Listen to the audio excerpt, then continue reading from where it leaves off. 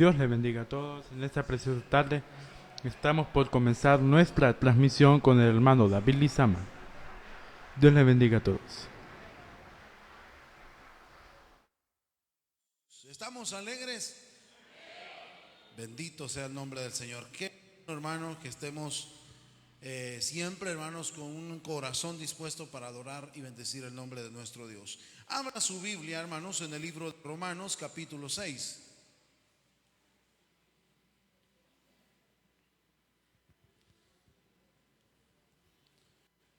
Romanos, capítulo 6. Vamos a leer del verso 1 en adelante.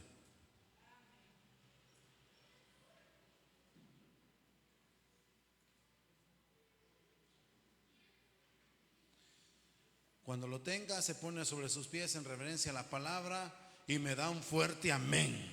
Bendito Dios. Lo tenemos. Romanos capítulo 6, vamos a leer del verso 1 en adelante, y dice así la palabra del Señor: bajo la bendición del Padre, del Hijo y de su Santo Espíritu. ¿Qué pues diremos? ¿Perseveraremos en el pecado para que la gracia abunde? En ninguna manera, porque los que hemos muerto al pecado, ¿cómo viviremos aún en él? ¿O no sabéis que todos los que hemos sido bautizados en Cristo Jesús hemos sido bautizados en su muerte? Porque somos sepultados juntamente con él para muerte por el bautismo, a fin de que como Cristo resucitó de los muertos por la gloria del Padre, así también nosotros andemos en vida nueva. Porque si fuimos plantados juntamente con él en la semejanza de su muerte, así también lo seremos en la de su resurrección.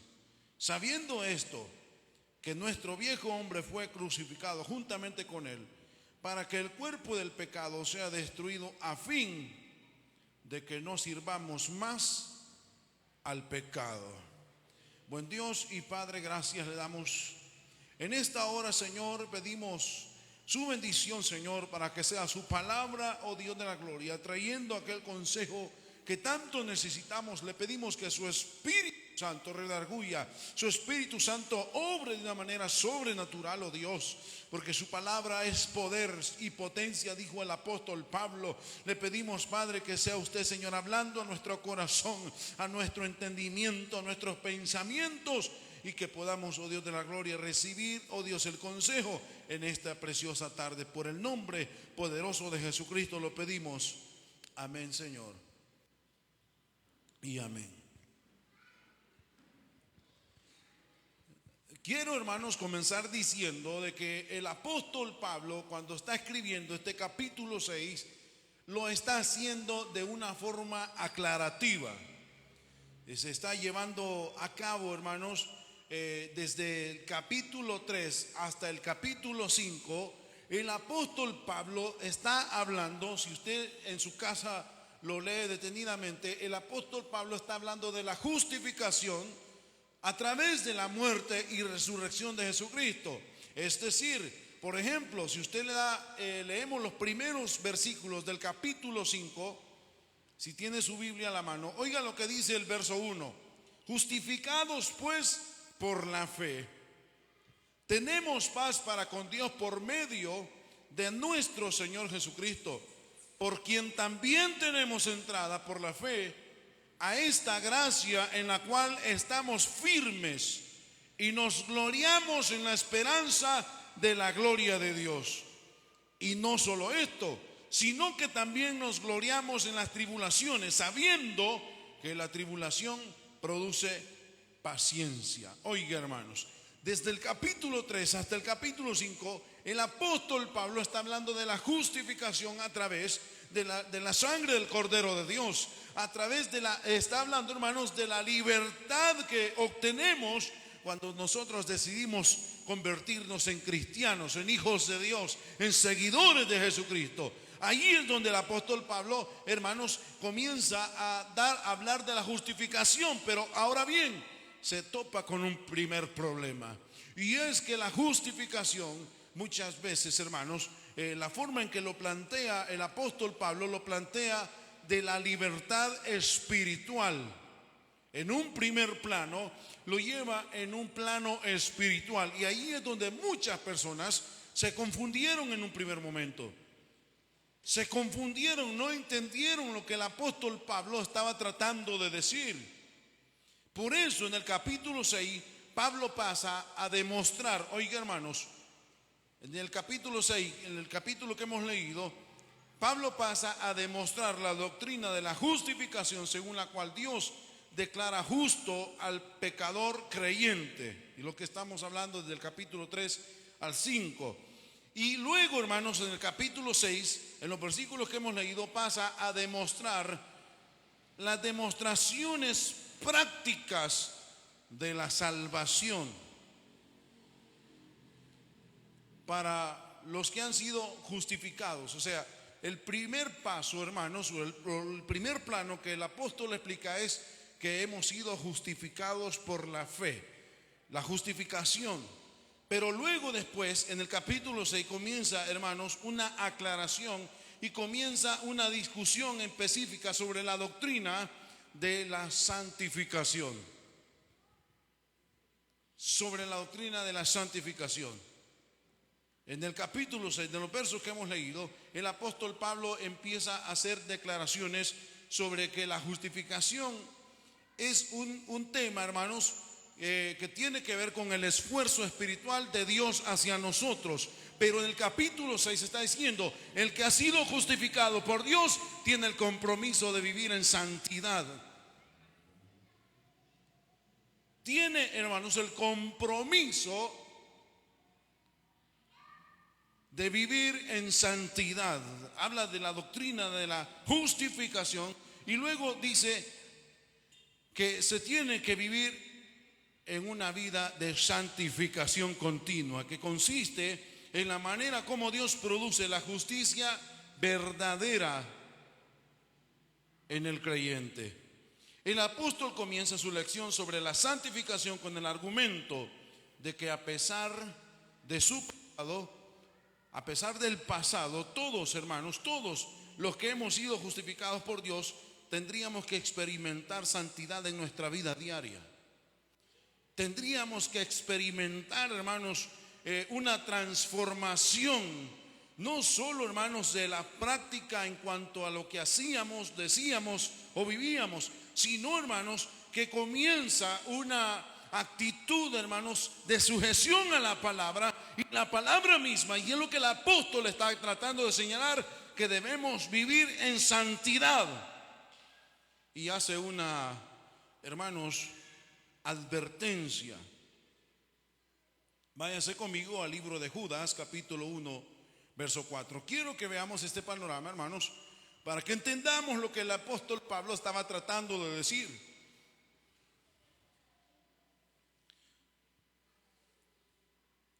Y Judas lo dice de una forma más directa, haciendo, hermanos, una advertencia sobre las ramificaciones de tener el cuidado, hermanos, de no llegar a ser manipulados, de no llegar a ser manipulados en cuanto a la palabra de Dios y en cuanto a las enseñanzas o a la sana doctrina, si lo quiere ver de esa manera.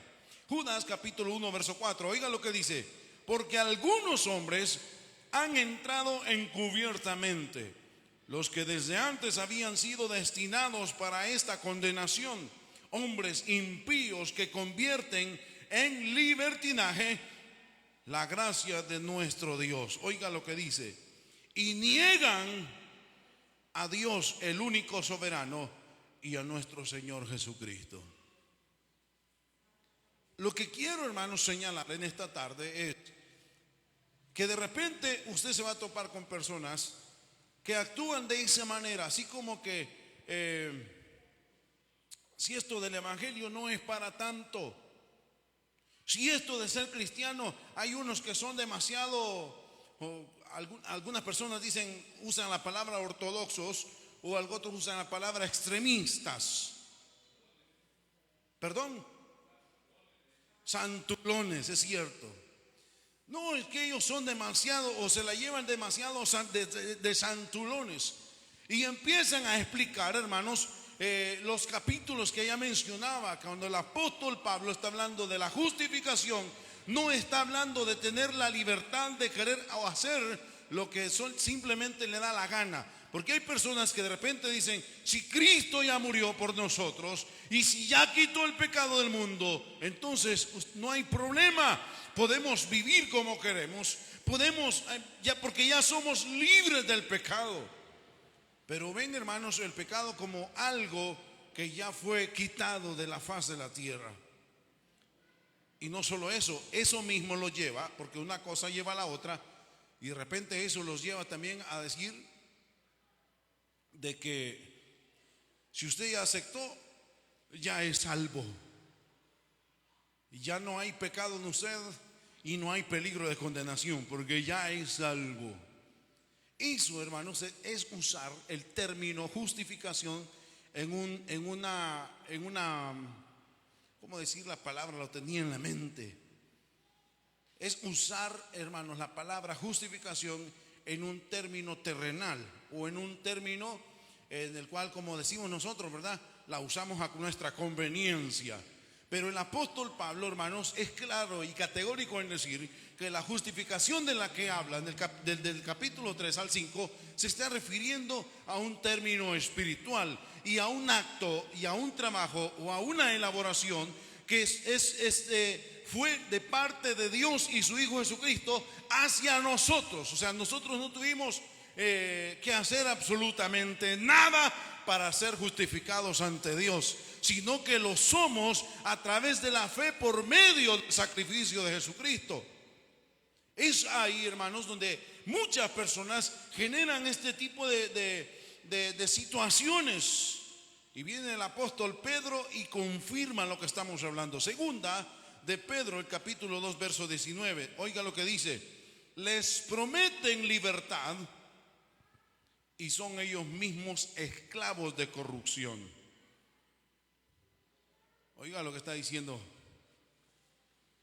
el apóstol Pedro. Les prometen libertad y son ellos mismos esclavos de corrupción, porque el que es vencido por alguno es hecho esclavo del que lo venció.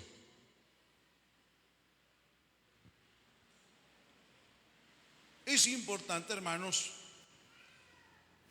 aclarar que el hecho de que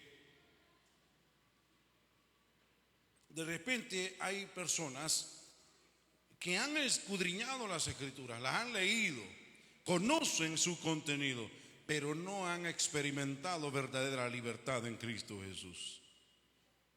No han experimentado, hermanos, el ser verdaderamente renovados, el ser redarguidos. Y por esa razón, de repente hay personas que se levantan dando una enseñanza basados en una doctrina que no tienen nada que ver en absoluto con lo que nuestro Señor Jesucristo predicó, con lo que los apóstoles trataron de enseñar o decir. Hermanos, es impresionante cómo este capítulo 6 ha generado tanta controversia y ha confundido a muchas personas. Porque, hermanos, yo estuve en una actividad hace años y me impresionó que era una actividad que tenía tinte evangelístico.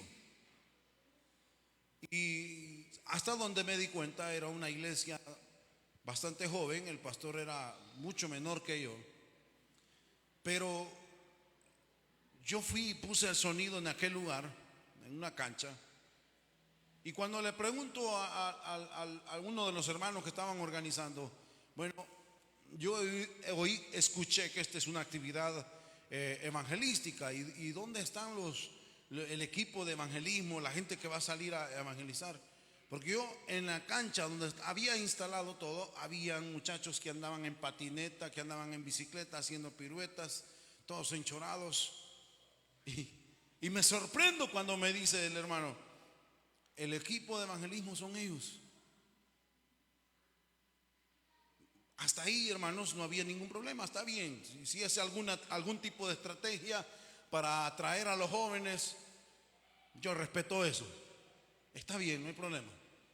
La sorpresa que me llevo es que los evangelistas que había traído esta iglesia o esta congregación andaban en chores y andaban con un Nuevo Testamento de los pequeños, de los azulitos. Un Nuevo Testamento en una bolsa y una cajetilla de cigarros en la otra. Y yo le pedí perdón a Dios ese día. ¿Qué estoy haciendo aquí?, dije yo. Ay, Señor. Y luego, hermanos, llega el ministerio de alabanza, ya en la actividad, a los que yo les iba a mover el sonido y a ecualizarles y todo.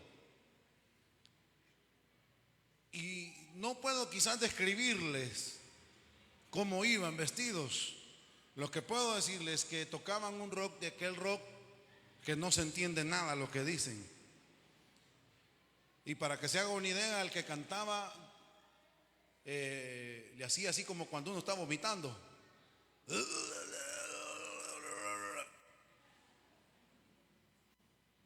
Es impresionante, hermanos, hasta dónde podemos llegar cuando no tenemos el cuidado de lograr entender lo que los apóstoles trataron de enseñar. Lo que los apóstoles, o lo voy a decir de esta manera porque el término no está correcto, lo que Dios trató de enseñar a través de los apóstoles.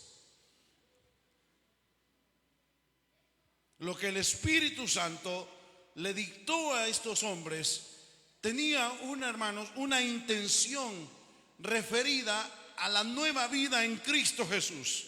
Estaban, hermanos, tratando de enseñar de que en la práctica teníamos que aprender que la vida anterior o la vida que veníamos arrastrando no está bien, no está correcto, no empuja a la santidad, y si no vive en santidad, imposible que usted y yo podamos ver el reino de los cielos.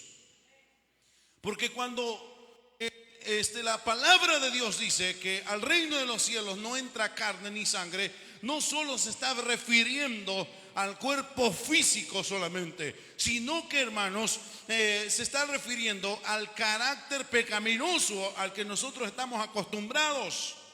Y de ahí, dice el apóstol Pablo, debemos de salirnos, debemos de soltar esa vieja vida y realmente empezar a caminar conforme a la voluntad de Dios en santidad, para que realmente nosotros podamos ser justificados ante Dios por medio de nuestro Señor Jesucristo. Esa es, hermanos, la intención. Esa es, hermanos, el mensaje. Porque ya lo mencionábamos, el apóstol Pedro, como Pablo en Corinto, empieza a explicar qué es lo que realmente o cómo realmente debemos de ver la vida cristiana. Porque le voy a poner un ejemplo. La palabra justificación nosotros la usamos equivocadamente. Y es la manera en la que estamos acostumbrados. En la manera en la que estamos acostumbrados. Le voy a poner este ejemplo. De repente nosotros vemos la palabra justificación y la transformamos con excusas, que es un derivado de la misma palabra. Y la excusa la usamos, valga el rebote, ¿verdad?, para justificar nuestra opinión o nuestra posición ante cualquier situación. O sea, es decir, si de repente nosotros les enseñamos a nuestros hijos a mentir por alguna razón, porque vamos a obtener un beneficio, nosotros vemos más el beneficio que el daño que estamos causando. Por ejemplo, de repente, bueno, le digo porque yo pasé por ello. Gracias a Dios no vino mi hermano. Le voy a poner de ejemplo. De repente mi hermano quería comprar algo para él. ¿Y sabe qué hacía? Me decía a mí, como yo era el menor, anda a decirle a mi mamá o anda a decirle a mi papá que vos querés algo. Tal vez él ya lo había pedido.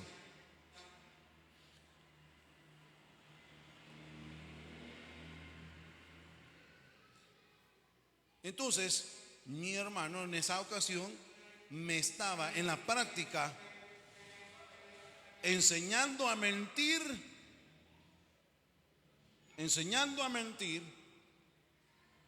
para él obtener un beneficio de ello. Lo que quiero señalar no es el propósito por el cual, hermanos, me enseñó a mentir, sino que en la práctica me inculcó el hecho de que no era malo hacerlo. O sea, quiero que lo que vea es la intención.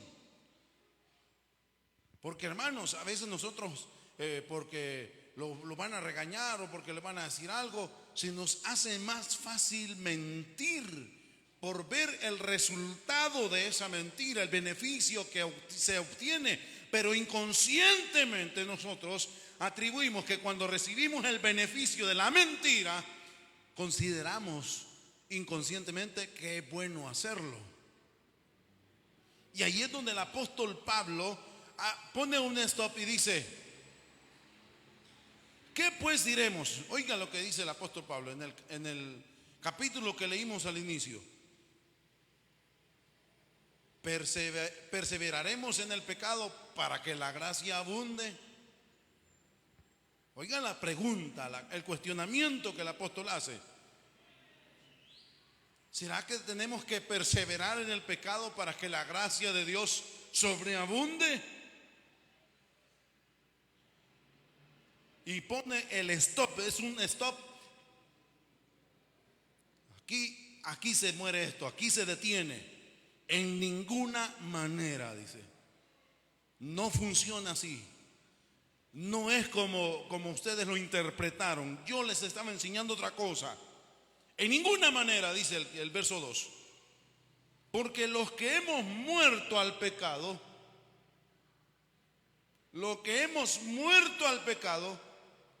¿cómo es posible? Y aquí lo hace como pregunta: ¿cómo viviremos aún en él? ¿Cómo es posible que si usted ya murió, todavía esté vivo para seguir pecando? Eso es algo que no se puede concebir. Y el verso 3, oiga lo que dice: ¿o no sabéis que todos los que hemos sido bautizados en Cristo Jesús, hemos sido bautizados en qué dice? En su muerte. Porque somos sepultados juntamente con él para muerte por el bautismo, a fin. Oiga, este es el propósito de la enseñanza del apóstol Pablo en este capítulo. Este es el propósito. Porque somos sepultados juntamente con él para muerte por el bautismo, a fin de que como Cristo resucitó de los muertos por la gloria del Padre, así también nosotros andemos en vida nueva.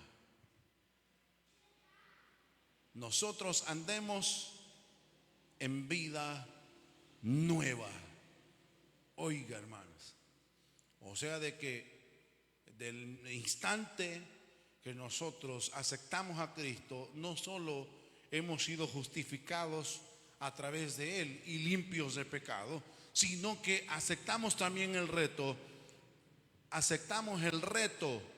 de mantener a nuestro viejo hombre donde debe de estar, muerto al pecado, muerto a las malas costumbres, muerto a las malas intenciones del corazón.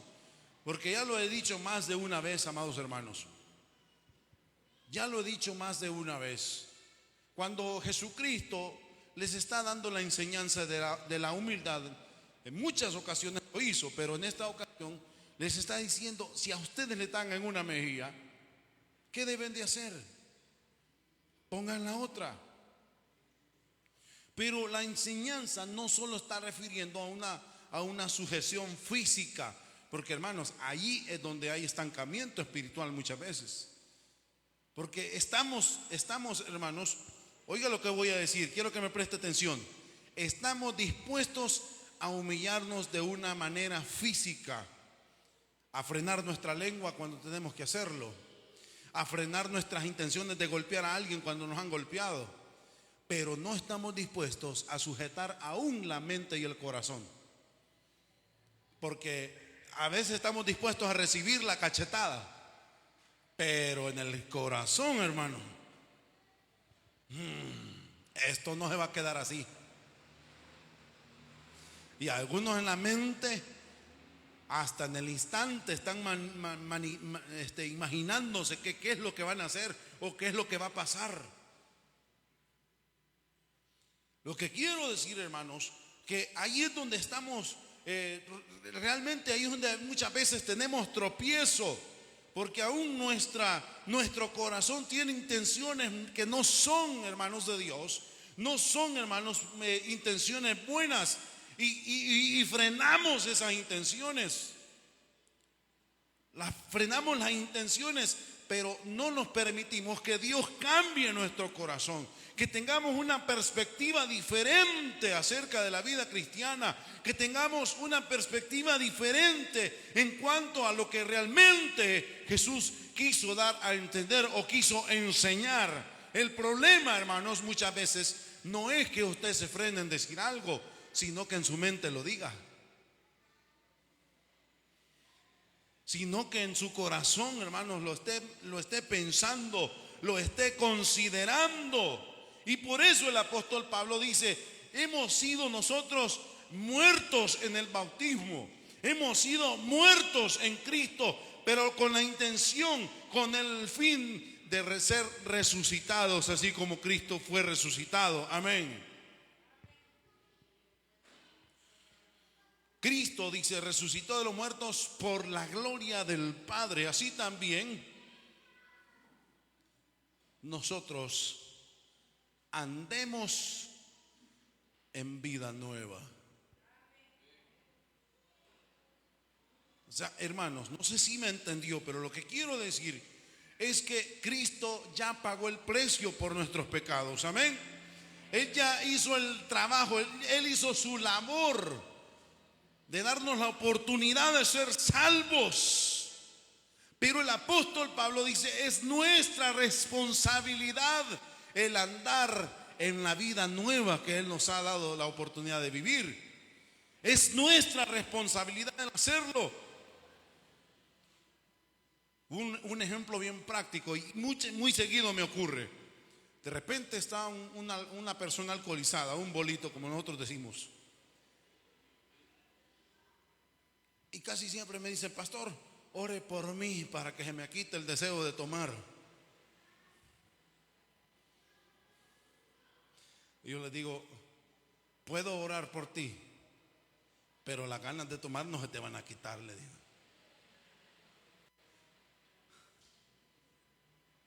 Porque Cristo ya hizo su trabajo y su labor. Ahora, no estoy diciendo con esto, hermanos, que Dios no lo puede hacer. Yo he oído testimonios de personas que sí les ha ocurrido, pero eso está dentro de lo vamos a poner en un paréntesis de aquellas personas en las cuales Dios tiene un plan y un propósito específico por el cual tiene que cumplir. Porque yo he escuchado, hermanos, de pastores, de evangelistas: el pastor fulano de tal oró por mí, y a partir de ese instante yo ya no tuve ningún deseo de tomar. Pero se convirtieron en grandes pastores o se convirtieron en grandes evangelistas por los cuales Dios ha obrado en mucho y ha hecho muchos milagros. O sea, no quiero, hermanos, que entiendan que descarto la idea de que puede haber un milagro o una intervención de Dios. Claro que sí, pero no ocurre en todos los casos. Porque muchos pastores o muchas personas han orado por los alcohólicos y siguen tomando. Y siguen tomando. Y a veces, hermanos, el vicio los tiene tan atrapados que a veces lloran, a veces se lamentan y dicen: yo realmente quiero dejar esto, pero no puedo. Yo les digo: tienes que sufrir en primer momento las consecuencias de las decisiones que tomaste. Si tú te metiste ahí, tienes que sufrir las consecuencias de salir de ello. Ahora bien, ¿qué es lo que ocurre?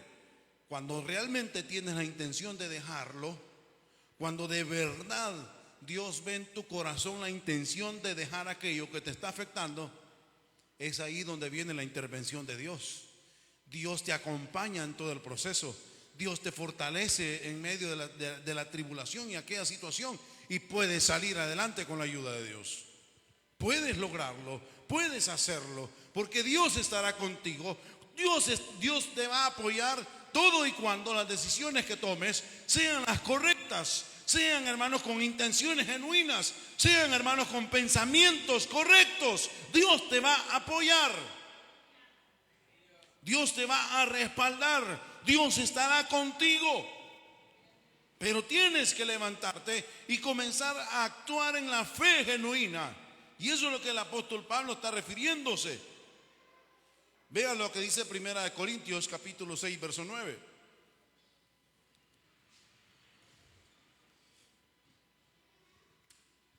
Primera de Corintios capítulo 6, verso 9. Oiga lo que dice: ¿no sabéis que los injustos no heredarán el reino de Dios? No erréis, ni los fornicarios, ni los idólatras, ni los adúlteros, ni los afeminados, ni los que se echan con varones, ni los ladrones, ni los ávaros, ni los borrachos, ni los maldicientes, ni los estafadores heredarán el reino de Dios. Y esto erais algunos, mas ya habéis sido lavados, ya habéis sido santificados, ya habéis sido justificados en el nombre del Señor Jesús y por el Espíritu de nuestro Dios. Oiga, estos versículos que acabamos de leer son algunos de los versículos que algunos países, y oiga, hermanos, que estamos en un tiempo tan peligroso en cuanto a la sana doctrina, en cuanto a la vida cristiana, que hay ¿cómo se le llama? Organizaciones que están luchando porque estos versículos sean quitados de la Biblia. Porque aparentemente se considera, o lo ven así, lo ven de esta manera, que los versículos que hemos acabado de leer tienen una intención dañina, o sea, dañan la integridad de las personas que practican estas cosas. Y pareciera oírse como con cierto racismo, se oye como que muy atacante, pero hermanos, la intención de Dios sobre estos versículos es que se entienda que el que practica tales cosas no tiene ninguna vida eterna lo voy a decir de esta manera, no tiene ningún futuro eterno agradable, sino que los que no se arrepienten de los que practican tales cosas irán directo al lago de fuego. La intención de Dios no es ofenderles, la intención de Dios no es hacerles sentir mal, sino decirles la verdad porque les ama. Decirles, hermanos, que no están bien, explicarles que estas prácticas no son de la naturaleza creada según Dios, sino que son, hermanos, emociones o sentimientos manipulados por Satanás. Hay manipulación y han llegado al extremo la manipulación de que estos versículos se hacen ver como que fueran negativos o atacantes. Pero Dios tiene toda la intención de salvarnos. Dios tiene toda la intención, hermanos, de que así como nos ama tan profundamente que quiere que estemos con Él. Y por eso usó estos hombres para que realmente descubriéramos la verdad sobre sobre toda la vida, hermanos, sobre todas las cosas, que logramos entender que vivir en santidad no es algo, hermanos, que solamente le corresponde a Dios. No es responsabilidad solamente de Dios. Dios ya hizo su trabajo, pero usted y yo tenemos la responsabilidad de vivir en santidad conforme a lo que dice la palabra de Dios.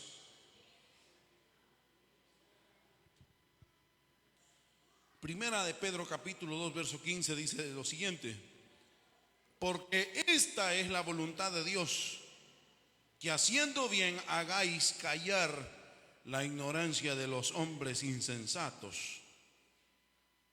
Y oiga lo que dice el verso 16: como libres, pero no como los que tienen la libertad como pretexto para hacer lo malo, sino como siervos de Dios. Oiga lo que dice el apóstol Pedro: honrad a todos, amad a los hermanos, temed a Dios, honrad al rey. Oiga, hermanos, váyase conmigo al libro de Hebreos capítulo 10.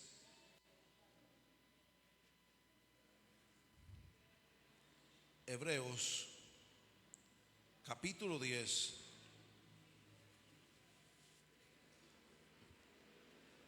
verso 19.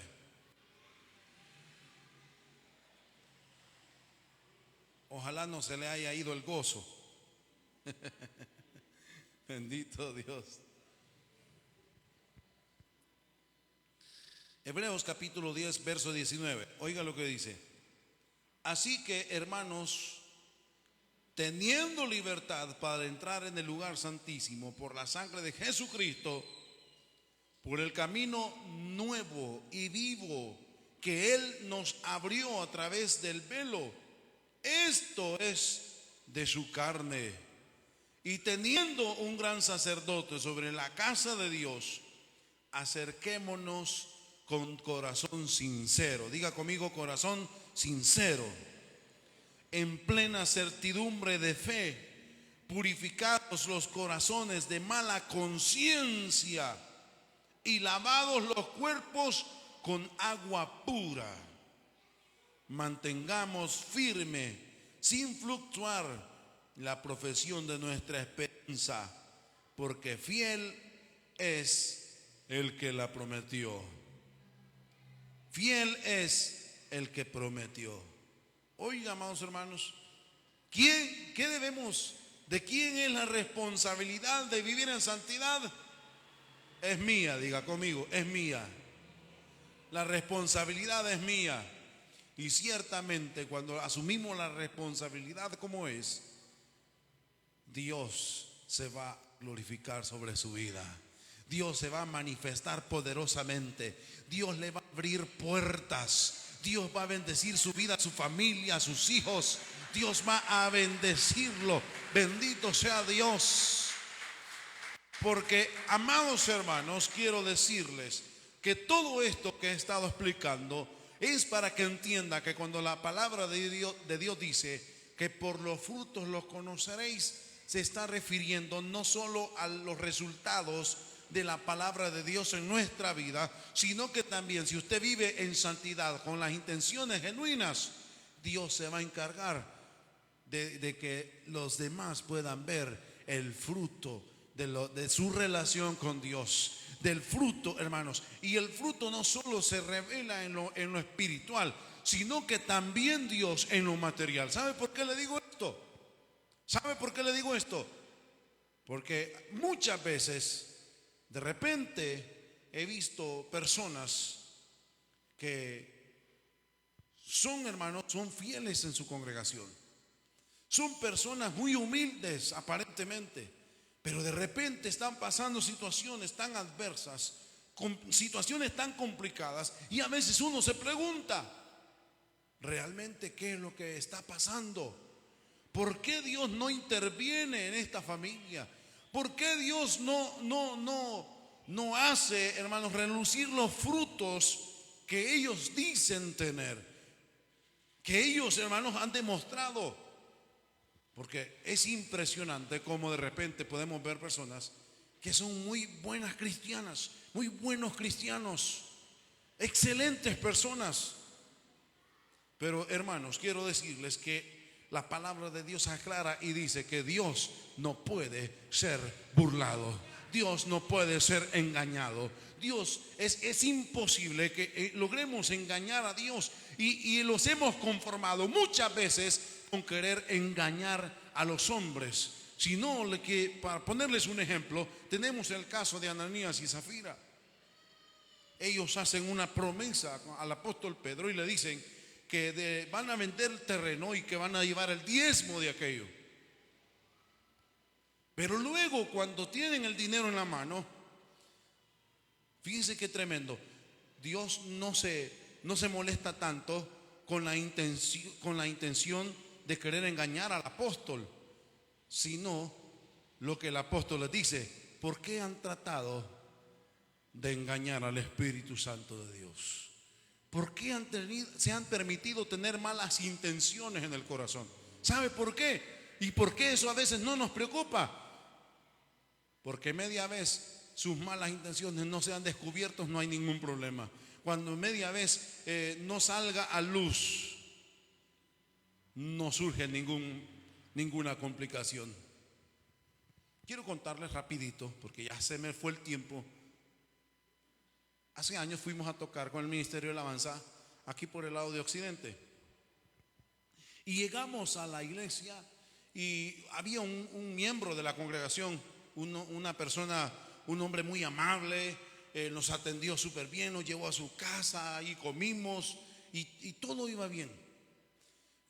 Hermano, quiero que entienda que la perspectiva no debe de cambiar, porque todos somos pecadores y todos le fallamos en cualquier momento al Señor, y no debemos de menospreciar a nadie porque de repente se dé cuenta de alguna deficiencia en otra persona. Y quiero decirles que todos los que andaban conmigo, el hermano, lo trataban de el hermano es bien amable, el hermano es muy aquí, el hermano y le tenían cierto respeto. Y de repente, hermanos, el hermano, ya cuando nos veníamos, sacó el teléfono, y cuando lo desbloqueó, ahí estaban todos los músicos. Apareció en el teléfono algo que no tenía que verse. Apareció algo en el teléfono que no tenía que verse. Yo no me di cuenta hasta cuando ya veníamos en el camino. Entonces, los músicos que andaban conmigo empezaron a tratarlo ya no de como el hermano, sino con otros términos. El señor ese, es que ya le mencionaban el nombre ya no con respeto. Y les digo yo cuando veníamos en el carro, este es uno de los errores más destructivos. Es una arma de Satanás muy, pero muy poderosa, y los cristianos no nos damos cuenta. Ustedes ahorita aquí vienen hablando de que el hermano aquí, que el hermano allá, el hermano mira esto que no se tiene que ver. Y yo les digo, ustedes están señalándolo porque descubrieron inconscientemente algo en este varón. Pero aquí en el carro posiblemente hayan jóvenes que tienen el mismo problema, pero como no han sido descubiertos, se les hace fácil acusar a los demás. Están en la misma situación, pero hermanos, se nos hace bien fácil vivir en un estado de apariencia. Se nos hace bien fácil, hermanos, ocultar las cosas que vemos en lo más privado, en lo oculto. Y salimos a las calles, venimos a la iglesia y venimos a adorar a Dios. Y venimos a exaltar el nombre de Dios. Venimos a escuchar palabra de Dios. Pero en la práctica, en lo íntimo con Dios, estamos, hermanos, todavía queriendo resucitar al viejo hombre, dándonos Dios la oportunidad de una nueva vida en Cristo. Teniendo la oportunidad, hermanos, de experimentar, amados hermanos, la oportunidad de poder ver la gloria de Dios sobre nuestra vida, de poder, gloria a Dios, de poder experimentar cosas muy sobrenaturales. ¿Sabe por qué? Hoy en día cuesta que ver un milagro. Es porque porque nosotros muchas veces tomamos en poco el querer vivir en santidad, porque se nos hace más fácil justificar nuestros actos, ocultar nuestros pecados, ocultar nuestras malas intenciones y no dejarnos moldear por la palabra de Dios, porque la decisión es suya, la decisión es mía. Si yo decido vivir en santidad, la victoria la tengo garantizada en Cristo. Si yo decido vivir en santidad, las cosas van a ser diferentes. Si yo decido vivir en santidad, Dios se va a encargar de dar evidencia de ello. Dios se va a encargar de poner en alto su nombre. Dios se va a encargar de poner, este es mi hijo. Cuando Jesucristo comienza su ministerio, Él está obedeciendo la voluntad del Padre. Por esa razón, cuando Jesús, sujeta su voluntad a la de Dios, es entonces cuando Dios habla y dice: este es mi hijo amado. No es antes. Oiga, hermanos, Jesús nace y crece sin escuchar esas palabras, pero cuando Jesús comienza a tomar una actitud de sujeción a la voluntad del Padre, es entonces cuando el Padre habla y dice: este es mi hijo amado.